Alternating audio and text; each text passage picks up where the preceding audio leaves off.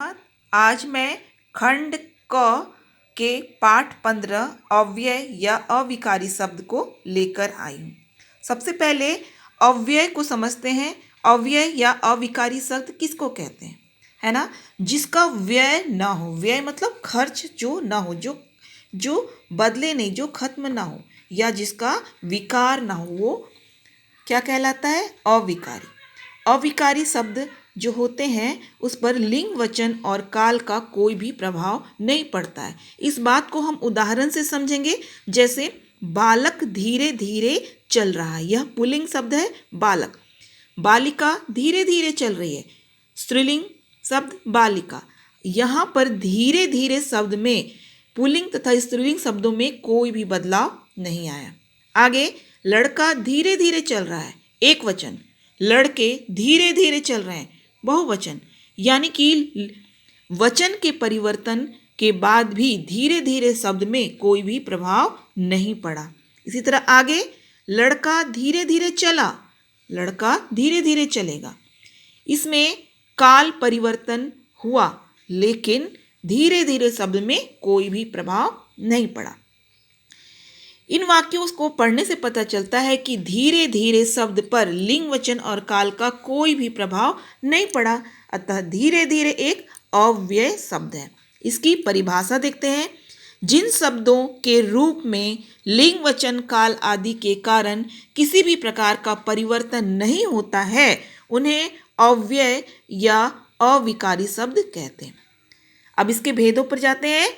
अव्यय के 4 भेद हैं: क्रिया विशेषण, संबंध बोधक, समुच्चय बोधक और विस्मयादि बोधक।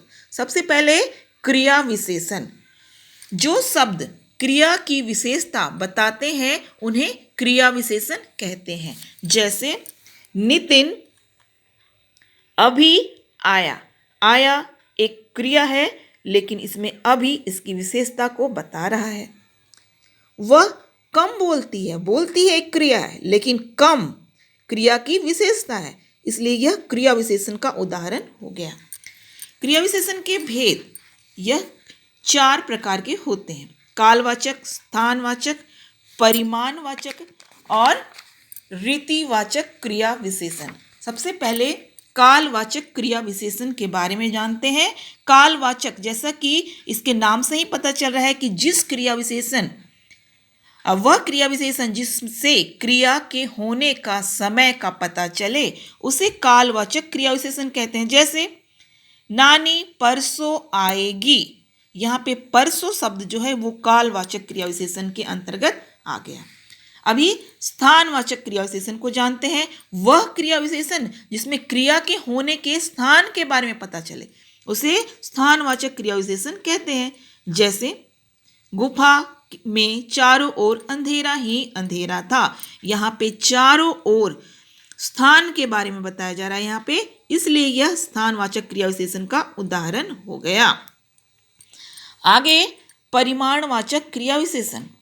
वह क्रिया विशेषण जो क्रिया के परिमाण, मापतौल को बताते हैं, उन्हें परिमाणवाचक क्रिया विशेषण कहते हैं। जैसे आज वर्षा हुई। इस क्रिया में आज काफी वर्षा हुई।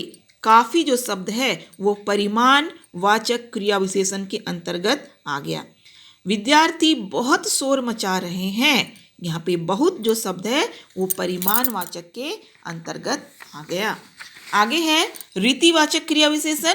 वे शब्द जिनसे क्रिया के होने की रीति का पता चले, यानी कार्य करने के ढंग के बारे में पता चले, उन्हें रीतिवाचक क्रिया विशेषण कहते हैं। जैसे दिन जल्दी ही ढल गया। जल्दी ये रीतिवाचक क्रिया विशेषण का उदाहरण है। स्पर्श ध्यान पूर्वक लिखता है क्रिया है, लेकिन कैसे लिखता है? ध्यान पूर्वक। कार्य करने का उसका ढंग है ध्यान पूर्वक, इस कारण से यह रीतिवाचक क्रिया विशेषण का उदाहरण हो गया। आगे दूसरे भेद पे आते हैं, संबंध बोधक। संबंध बोधक अव्यय या सर्वनाम का संबंध वाक्य के दूसरे शब्दों से प्रकट करते हैं। जैसे मेरे घर के सामने यह बरगद का पेड़ है, तो मेरे घर जो है उससे संबंध एक बरगद का पेड़ है स्थापित करने के लिए के सामने शब्द का प्रयोग किया गया है। तो यह संबंध बोधक का उदाहरण होगा।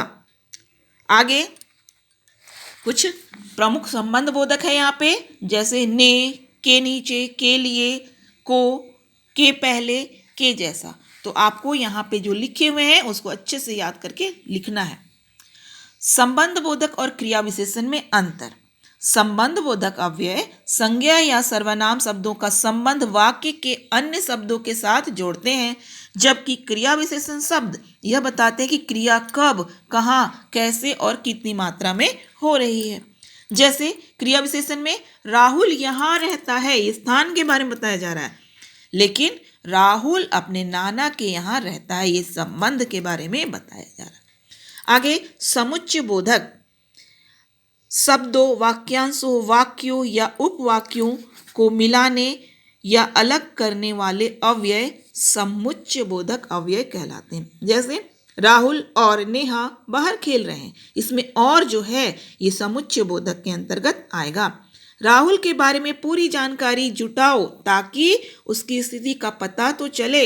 यहाँ पे जो ताकि शब्द है वो समुच्चय बोधक के अंतर्गत आएगा। प्रमुख समुच्चय बोधक या, एवं, नहीं, मानो, ताकि, तथापि और इत्यादि।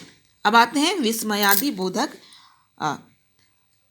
वे अव्यय जो बोलने वाले के हर्ष, शोक, लज्जा, विस्मय और मनोभाव को व्यक्त करते हैं, उन्हें विस्मयादि बोधक कहते हैं। जैसे हाय मेरा सब कुछ लुट गया, है ना, यहाँ पे शोक का मनोभाव है। ओह यह क्या हो गया, शोक का मनोभाव। वाह क्या छक्का मारा है, हर्ष का अनुभव। क्या वह वहां चला गया, आश्चर्य का अनुभव। ये सब सभी विस्मयादि बोधक के उदाहरण हो गए हैं।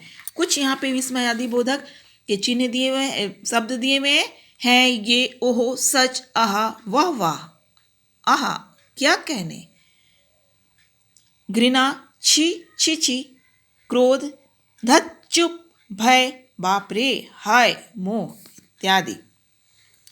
इस तरह से यहाँ पे नीचे कभी कभी संज्ञा, सर्वनाम, विशेषण, क्रिया का कोई अविकारी शब्द भी विस्मयादि बोधक शब्दों के रूप में प्रयुक्त होते हैं। जैसे राम राम, हरे हरे, कौन, अच्छा, बचाओ, चुप, कहाँ, ये सब सभी विस्मयादि बोधक के अंतर्गत आ जाते हैं। कभी कभी वाक्य या वाक्यांश भी विस्मयादि बोधक की तरह प्रयुक्त होते हैं। जैसे बहुत अच्छा, मजा आ गया, वाक्य में है, क्या बात है, आनंद आ गया, ये भी वाक्य में है। तो इस प्रकार से यहाँ पे अव्यय पाठ समाप्त होता है। आगे के वीडियो में मैं इस पाठ के प्रश्न अभ्यास को लेकर आऊंगी। धन्यवाद।